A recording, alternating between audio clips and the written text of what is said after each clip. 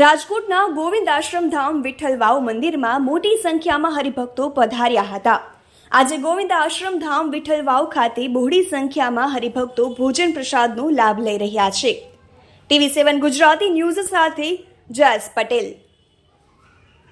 ગોવિંદ આશ્રમ ધામ વિઠ્ઠલ વાવ ગૌશાળા જે Bhavnagar highway road ઉપર આજી ડેમથી રાઈટ 5 કિલોમીટર આવેલી છે અને આ આશ્રમમાં વર્ષોથી આ જ ગુરુ પૂર્ણિમા તો ઉજવાય છે અને આ ગુરુ પૂર્ણિમાના દિવસે હજારોની સંખ્યામાં હરિહંસલાઓ બધાએ ભોજનનો લાભ લે।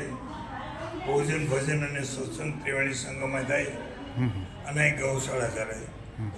પણ અન્નક્ષેત્ર કાયમીના માટે ચાલુ છે। વટે માર્ગોને અન્નક્ષેત્ર છે, રમતા અમને વસ્ત્રદાન છે અને ભેટ પૂજા પણ કાયમીના માટે અહીં સાધુ સંતોને અમારે આ આશ્રમ દ્વારા આપવામાં આવે છે।